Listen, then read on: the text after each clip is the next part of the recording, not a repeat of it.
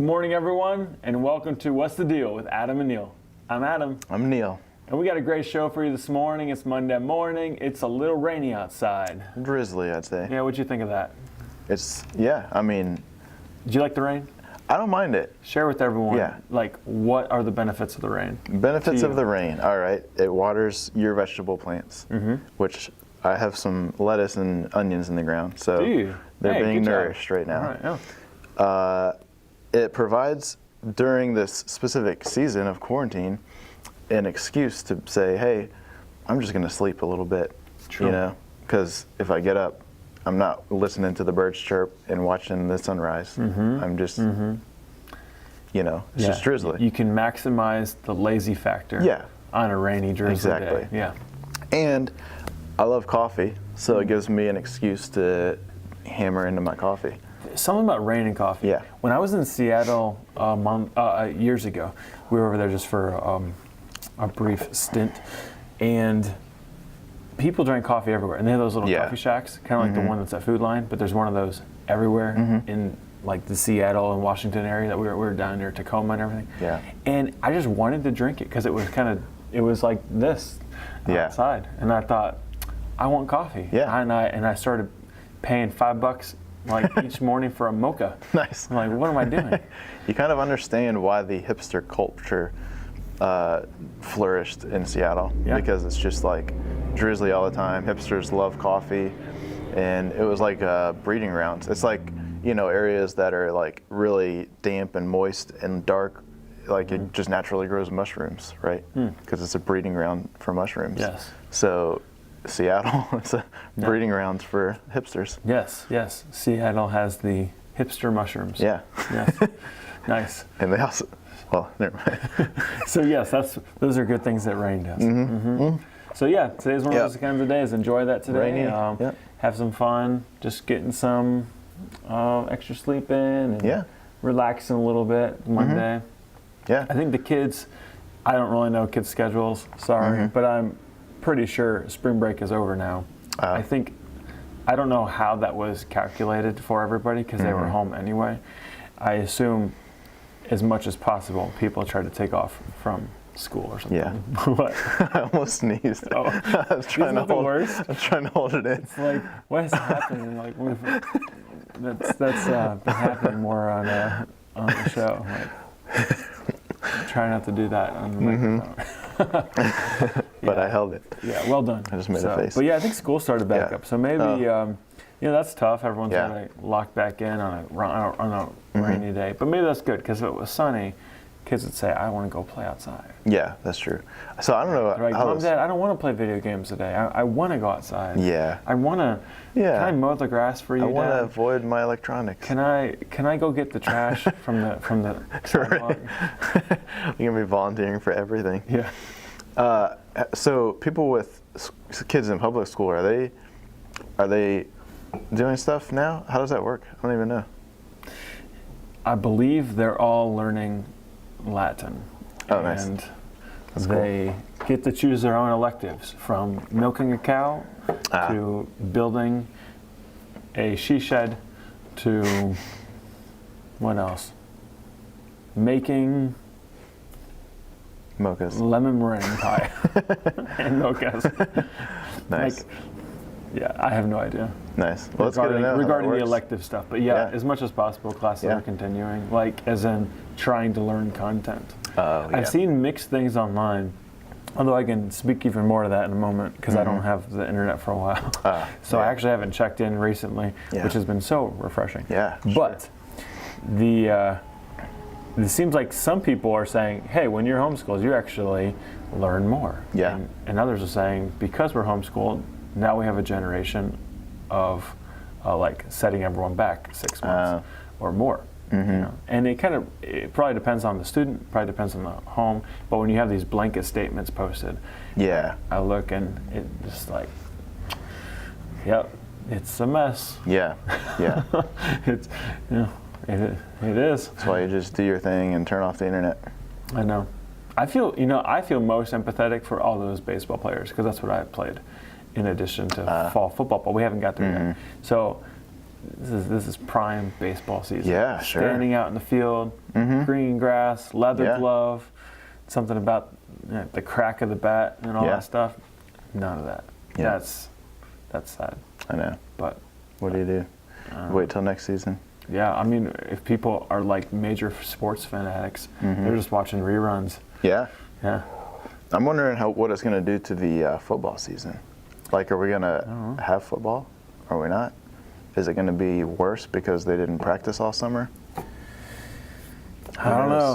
That's definitely TBD. Yeah. But it's likely, without getting too into this, it's likely that people will be less prone to gather into massive stadiums to cheer a team on. They're going to watch it from their home. So I'm curious what that side looks like too. Yeah.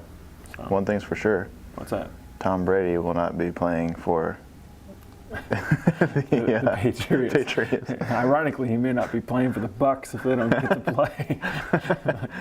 All these guys sign massive contracts. Yeah. What did you do this weekend? Well, so we don't have the internet. Yeah. Because a windstorm knocked it out. Where I live means there's not a real urgency to fix that. And our house happens to be placed on this hill where we don't get very good signal. We get like the 1X on our phone, and periodically as you walk through the house, our phone gets like a 3G signal, and then it beeps, and there's like a text that came through. We can sometimes send it out, but like I can't send iMessages because that uses like a stronger signal, so I can send old school, So with that said, like I just wasn't checking the news or Facebook or anything else. That's awesome. Couldn't do it.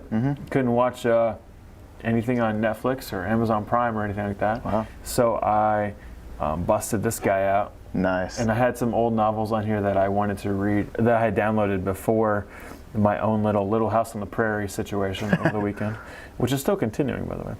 Did you read Little House on the Prairie? No. I just felt like it. No internet. I was like, I'm going to go outside and go churn my own butter right now. I guess this is what you do when you don't have the internet. Yeah.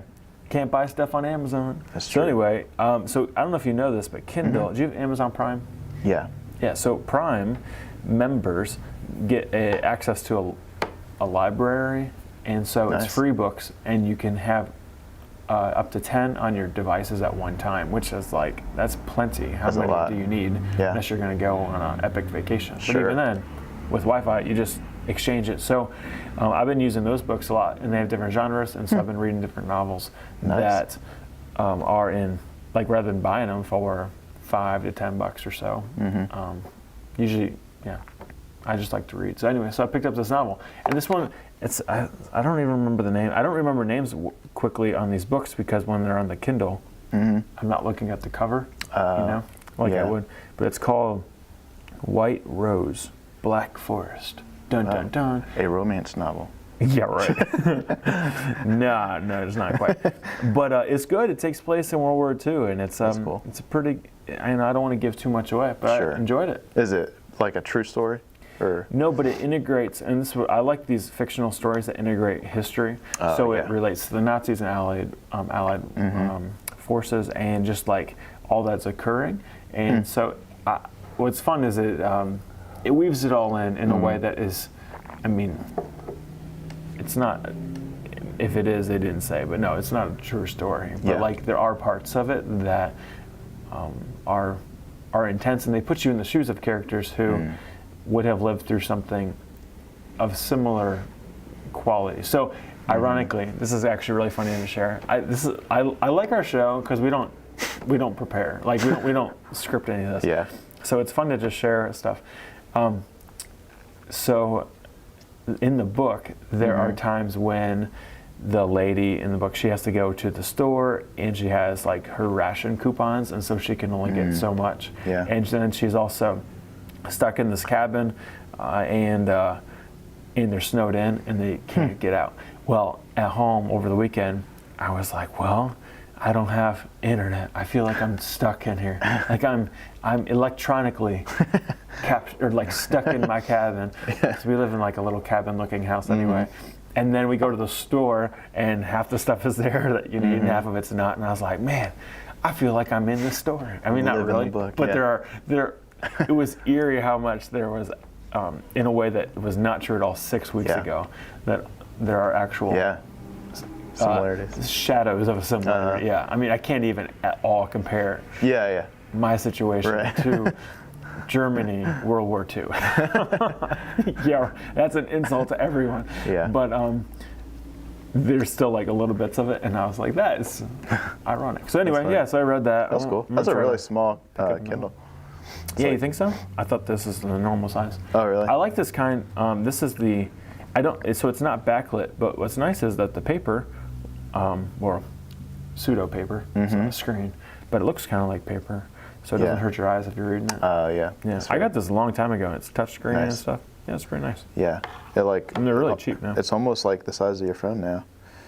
It's true. Look at this. I feel like phones have grown. I don't know what Kindles have done. I think these have stayed. Actually, these have gotten a little smaller. Oh. Lynn used to have one that was bigger, had like a keyboard on it and everything. Yeah. But yeah, and if people don't have Amazon Prime, I want to encourage you. You should actually still check out the Kindle app, because like all our smartphones, you can get the Kindle app with it, and or on your computer, you download the Kindle app. And so what I use it a lot, mainly for research-related books, because you can just use the search option way faster, especially if you're a student, way faster than having an actual textbook. Usually the Kindle book is cheaper too. Sometimes you can even rent it, Kindle Rent, if it's for a class and you'll never want to read it again. Nice. So you can rent that for like 10, 20 bucks, rather than paying like 100. But anyway, using the Kindle app is nice. Yeah. And I encourage people to do it, because there's a lot of books, like I just downloaded that one, a couple, they're free. Yeah. And so even if you don't want to spend any money, or you only want to spend a little bit, there's a lot of options there. I've always had trouble with reading on the Kindle. A lot of people do, and I did too at first, you know. You just got to commit. Yeah, it's one of those things. I still like the paper book, but you know what changed? It was 3 years ago having kids. Because holding one kid and reading, I wasn't able to keep the book open. Hey. So now I just kind of do this. And at night, I can use this one because it's backlit. You know, so I can read. Yeah. So you're telling me I need to have a kid in order to enjoy the Kindle? To understand the importance of one-handed reading. You need one of those. Read like this. You can't read like this with the paper book. You're like, what's next? You need one of those little things on the back of it, the little loop things. I do, yeah. That'd be so funny. Yeah. I never really got into those loop things on my phone. Have you? Yeah, I got one. Look, but this is like a really flat one. Okay. So is it annoying? Because I feel like it messes with the integrity of the phone. You would think so. That's the only reason I got this one, because it sits, look how flat it sits on my phone. So it can go right in my pocket and I don't even like notice it at all. But then if I need it, I got that. So when do you need it, other than if you're in space? Other than if you're in space? Well, yeah, if you're in space, it floats away, so you need it. Yeah, we'll see, like, if I'm driving and texting, no, I'm kidding. That's a good one. If I'm, texting with one hand, drinking my coffee, if, on a normal day, if I try to reach across, it's like, But if I've got this thing, I can reach over. Yeah, I see that. I mean, I just have to do a little more of a balancing act. Yeah. I use my pinky, and it keeps it. Which maybe you'll have a stronger pinky because of it. Probably. Mine's probably. It's probably fragile. Weaker. Yeah. Yeah. Look at this. Strong pinkies are the mark of a man. No, I never planned on getting one, but my dad at the corner store down the street, he went to these trade shows and got some random things. Cool. So he had some and he just gave it to me, and I actually like it. It's cool. But all right. It's not for everybody. Yeah, it's not. So what else? What do we got going on this week? Well, so yesterday I went fishing. I went fly fishing, and I completed what they call the Virginia Trout Slam. Tell me about this. I've never heard this. The Virginia Trout Slam, we have a couple pictures. It's when you complete, so this is a brown trout, and then next picture would be I don't know which one's coming up next, but that's a brook trout. Okay. And then we got one more. and that's a rainbow trout. So the trout challenge is to catch all 3 species of trout in one day. Whoa. So I was fishing on an undisclosed location. Yes. Always. And I caught it's actually a stretch of river in Greene County that I've fished for I mean, hours of my life. I've been up there, and I've caught a ton of brook trout because they're native in that stream. And I heard that there's a strain of brown trout in there, but I've never caught one. And yesterday I hooked into one, and I was like, oh man, this is awesome. And it was the biggest fish I've caught in that particular river. And then I knew I was going to catch a brook trout just because they're in there. And so I caught one. And then on the way home, we drove past South River, and they stock South River with rainbow trout. Oh, really? And I honestly don't like fishing South River because usually it's like really thin water, and it's just not it's really easy to pull off and fish. So I just don't fish there usually. But I wanted to complete the challenge all in Greene County. So I had my buddy drop me off at the river and caught my rainbow and knocked out the challenge. It was awesome. That's awesome. How many times have you done that? 0. Really? I've caught Well, look at that. a couple species in Only a took day. 30 years. I know. That's awesome. Yeah. That's pretty cool. So it's only this year it's been like an official challenge. And usually like I go to a river, and if the fish are biting, I don't want to leave to go to another river to catch a different species because they're not usually all 3 in one river at the same time. But they put the Virginia Department of Game and Fish put this challenge out there, and I just happened to catch 2 species, and I was like, well, might as well loop down and try to catch a third. Yeah. Yeah, and right now South River's a little higher than usual. Yeah, so it makes it way nicer. In fact, I was driving near there the other day, and the one road was washed out trying to cross over. Oh, yeah. Artonio Road or something. Oh, yeah. And it was totally knocked out. Or I mean, the road wasn't knocked out, but the Yeah. water was going very strongly over the bridge. And I really wanted to try it. But I also didn't feel like getting swept into the river and then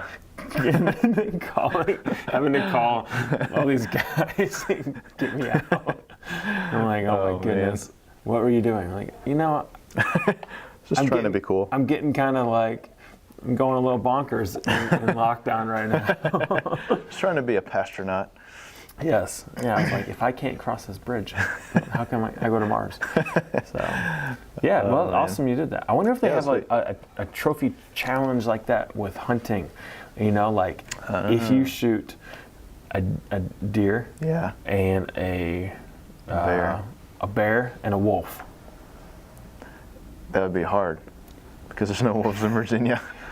So they say. No, it'd probably be like a Virginia slam would be like a deer, a bear, and a turkey probably. If you're like, that'd be a grand slam. Yeah. I mean, those are serious. I was thinking like a little lower, like throwing a rabbit, maybe a fox. Small game, or a woodchuck we'll go, squirrel, rabbit, and raccoon or something. Yeah, you could have like, that'd be good. You could have like the, I don't know what they call it, like a slam and a grand slam. Yeah. There you go. Then you can have the bird slam.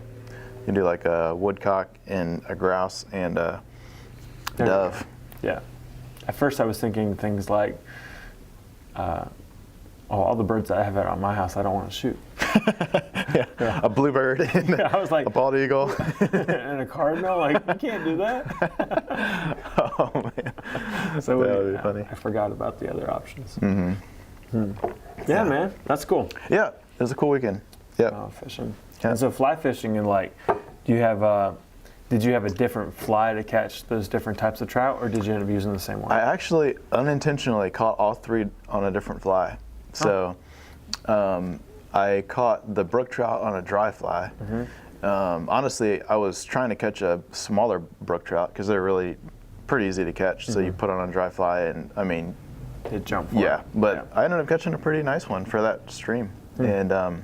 And then the other 2, one of them actually I broke off a fly that I caught the brown trout with, and then I had to move to a different fly for the rainbow. So anyway, it was unintentional. So here's a question for you. Since our rivers are not like massively wide, like you might see in Montana or something, do you put waders on and go out in the middle of it? and like fly fish that style, or do you just stand on the end? So here's what. So. Or can you not give this away? No. Yeah, I'll give all my info. Shoot them with a rifle out of a hot air balloon? And then stick Have you them on ever a heard of string? firecrackers? What I like to do around Virginia. So okay, this might be boring for some people, but this is what I'm I like. interested and I'm here. Yeah. I'm at least one of your listeners. Right. We've dropped down to 0 listeners. So I like to say, so people spend all this money on gear, right? And some of it's really good. It's nice to have. But I like to go in with like looking like I don't know how to fly fish, because then if I catch fish, it's like, who's this, like Joe Schmo catching all these fish? But if I'm dressed to the nines with like the best waders, the nicest fly rod, well, actually I do like having a good fly rod, but the nicest gear in the world, and I'm not catching fish, then it's like, all right, who brought in this yuppie that doesn't know how to fish? Sure. So that to say, when I wade in Virginia specifically, the water's not usually that cold, so I just like to go in with like tennis shoes and shorts, or like the dry fit pants or whatever it's called, and I just like to walk through the water like that. And usually, especially when it starts getting warmer, it feels really good for the water to just be on your legs, But if I'm out in Colorado, I use waders because that's straight like snow melt coming off the mountain. It gets cold. Got it. So, but yeah, around here, I just tennis shoes, just I walk like through that. the water. Yeah. So I can relate to what you said with that, because I've always been a minimalist with stuff, and I enjoy the victories when you have less gear than being tricked out and then being able to do it. Right. I did this in, it reminds me when I played ball in high school, actually. So I didn't have gloves to catch footballs. I didn't have like all this gear. In fact, I found this Under Armour shirt at Goodwill, of all places, like the stretchy Under Armour stuff. That was, I don't know how much, but I got it, I think for $2 or $3. I still remember that because I was thinking, that's amazing, because I need something. And I rarely had any of that gear. Now, I definitely am aware that like the spikes I got were from like a senior years before, and I just duct taped them and like made them work. But I would have probably had a better edge if I had some of that equipment. Sure. I definitely know that I dropped some footballs and stuff because like my hands were freezing, and those gloves are so sticky. Have you ever tried those before? Yeah.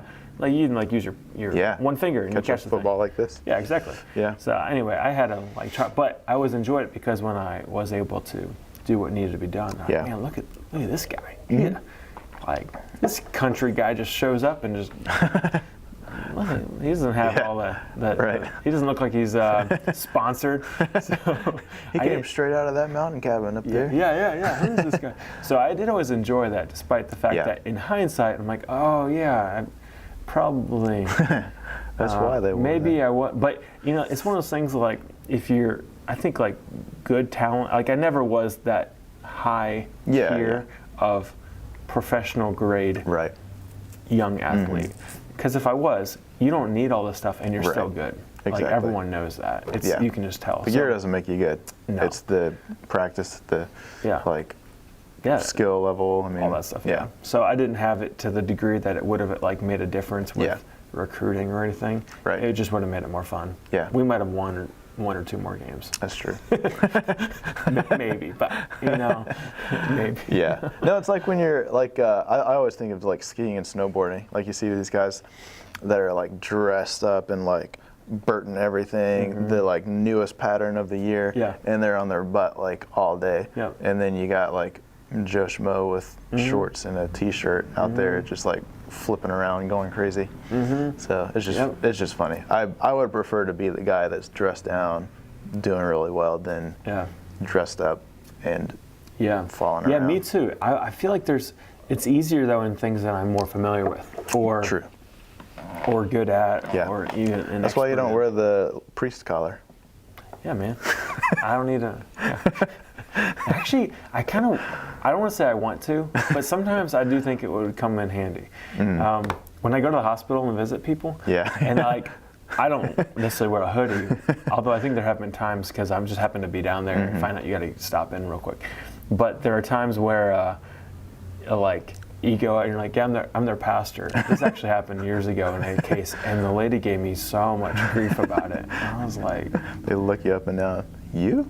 Yeah, it's really awkward because you want to say like you're declaring yourself as a pastor, not only like as a Christian, but like if so in Christian circles at our church we teach like as Christians we're all before Christ, like we're all equal, right? Yeah. But like to a lot of people who are unfamiliar with theology, they might view a pastor higher up than everyone else, which is problematic. But that's their view. So you say you're a pastor, you have to kind of carry yourself a certain way to this person. But if they're giving you grief, there's a very delicate exchange.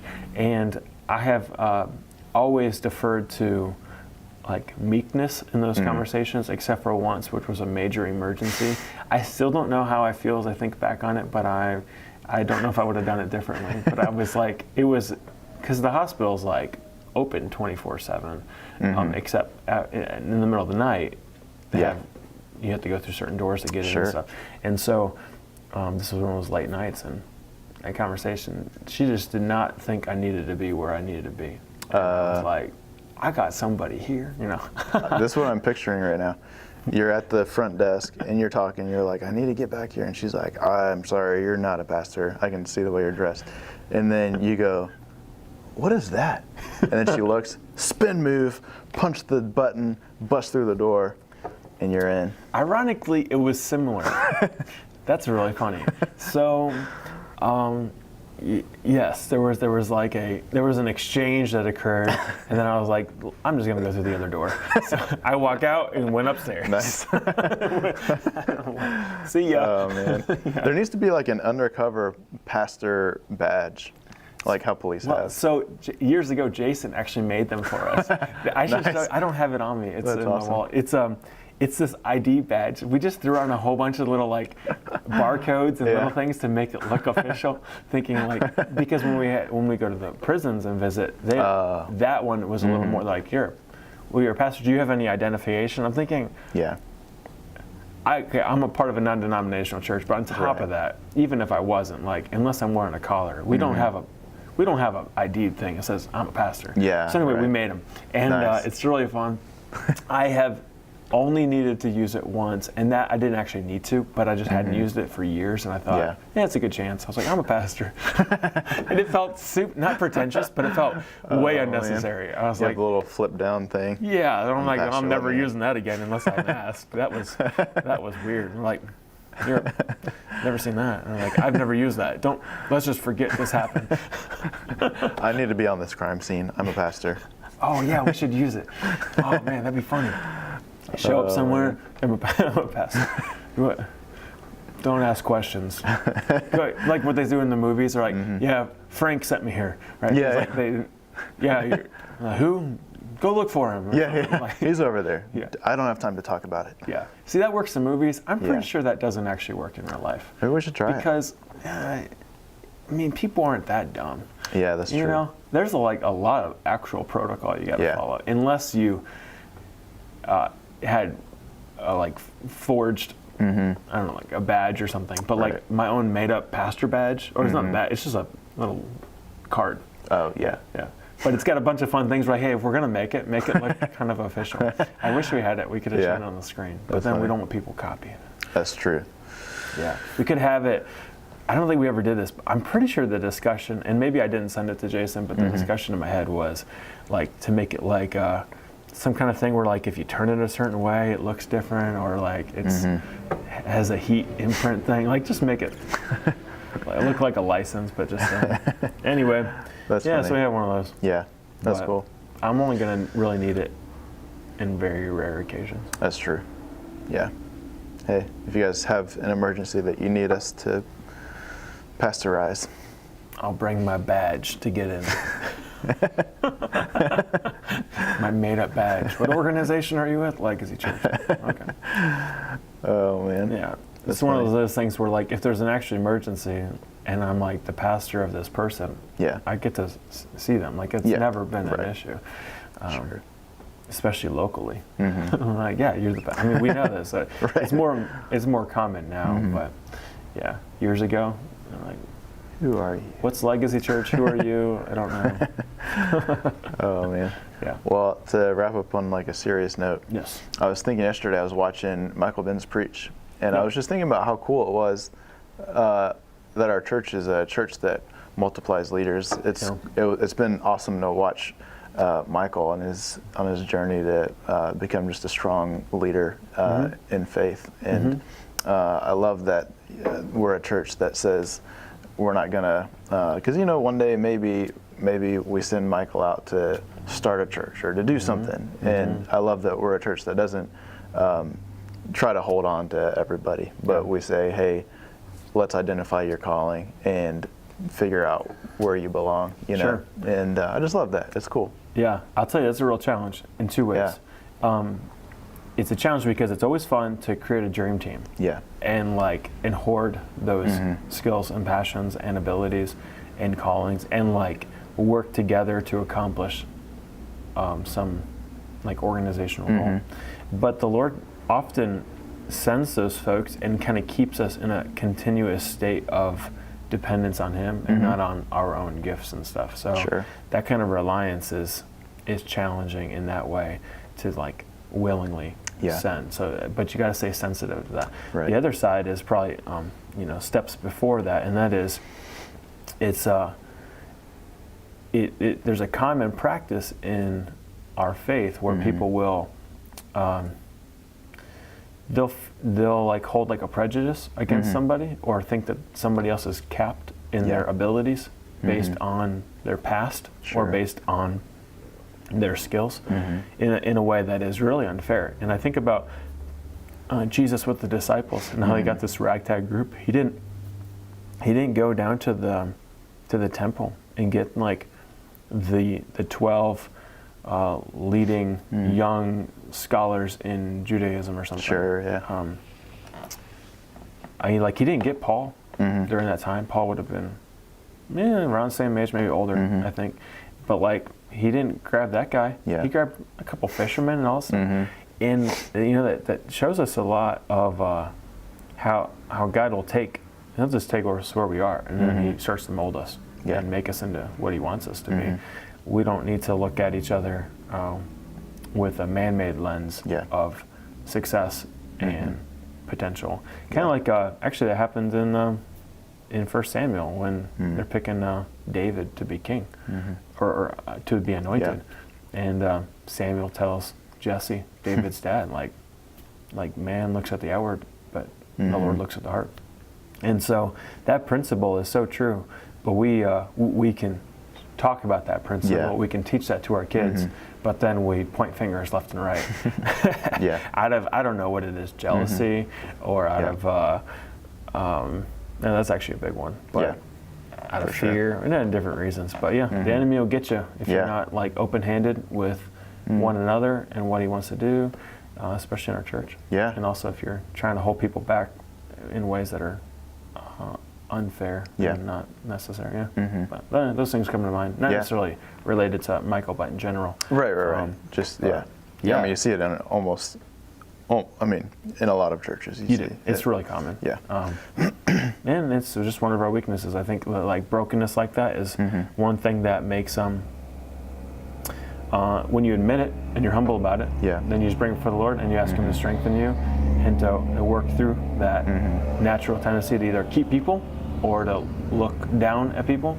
And you just keep submitting that, repenting of that, and God starts to work through that. And He doesn't, He's not bound by that if we're humble to Him.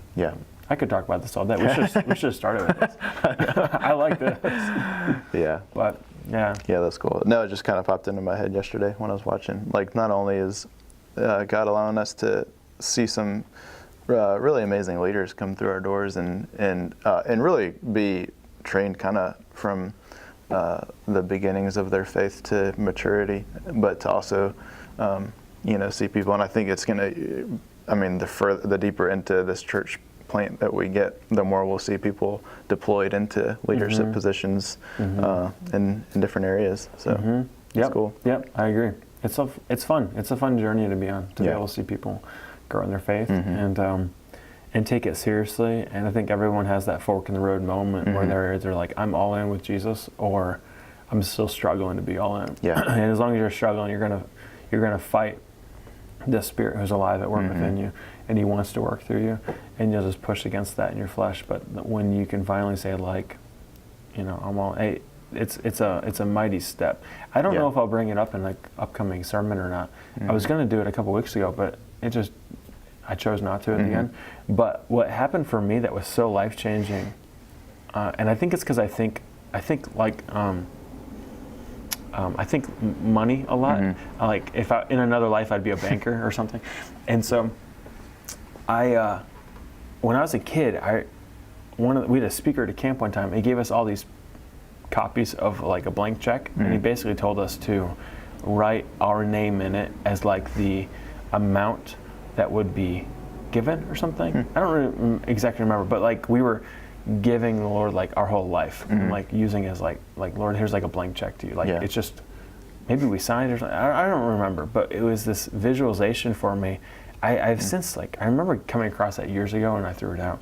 I wish I kept it, but it was groundbreaking for me in understanding complete surrender. Like I can understand emotional surrender, like maybe, but like when you hit me in the pocketbook at 10 years old, man, that got me good. I had $25 in my bank account. Don't take it all, Jesus. And anyway, like that kind of surrender, that was that has stuck with me since. Just viewing things like that. Because when I write a check now, and I don't write that many, but when I do, maybe once a month or so, I'm writing a check. And when I do, like that money, you write it in, you sign it, and once you like deliver that, like you've authorized that to be withdrawn. And to authorize and kind of bring that before the Lord and say like you withdraw it, whatever, is that's a big step. Yeah, big time. Yeah. Anyway, maybe we can talk about this more tomorrow. Yeah, let's do it. I was thinking for Taco Tuesday, we could go to McDonald's or Burger King. Oh, maybe one of each. And we put one like Big Mac in a taco, and then one Whopper in a taco. And we fold it, and we see maybe not the bread. We can dump all the ingredients or all the items out, right? And and we try that. But that might send me back like 3 days or 3 years of life. Like, man. But yeah, that was an idea I had for Taco Tuesday. That is an idea. An idea. Wow. Anyway, hey, thanks for joining us today. And Indeed. We will be back tomorrow. Yep. We got a good, we got 24 hours to figure out what we want to stick in some taco shells. That's right. 24, 23 and a half. Yeah, true. Boom. Man. All right. They'll be here before we know it. Thanks, Have a great guys. day, everyone. Enjoy the drizzly day. Go play in the rain. Yeah.